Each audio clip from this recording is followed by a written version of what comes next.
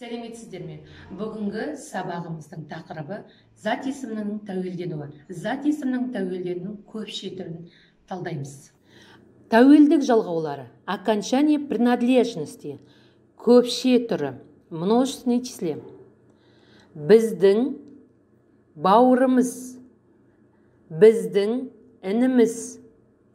Екінші жақ. Тұрпайы түрі.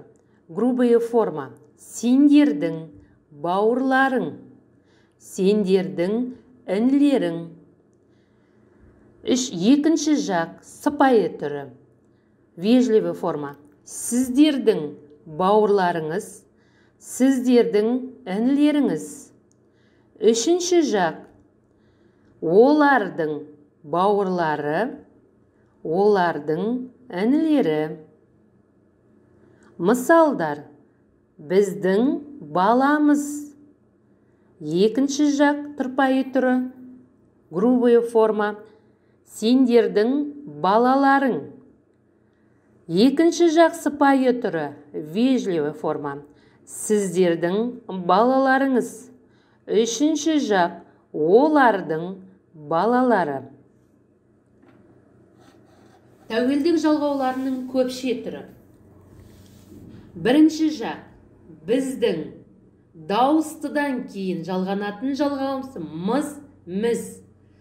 Біздің анамыз. Біздің әжеміз. Екінші жақ тұрпайы түрі.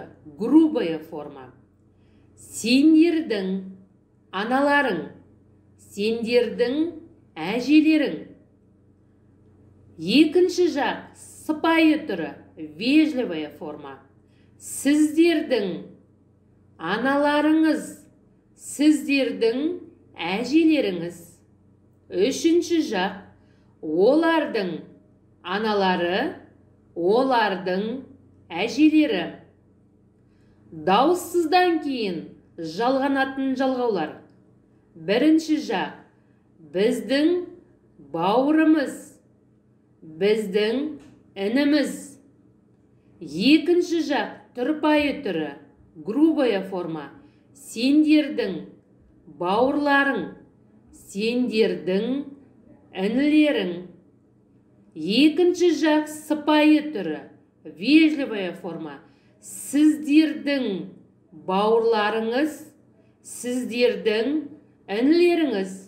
Үшінші жақ олардың бауырлары, олардың інілері. Бүгінгі сабақ түсінікті болса, тәуелдік жалғауының көпше түрінде дауысты және дауыссыз дыбыстардан кейін жалғанатын жалғауларды дұрыс қолданамыз. Ата, дос. Мен сіздерге тапсырма беремін. Осы қойылған нүктелерге дұрысты жалғауларды қойып жазамыз.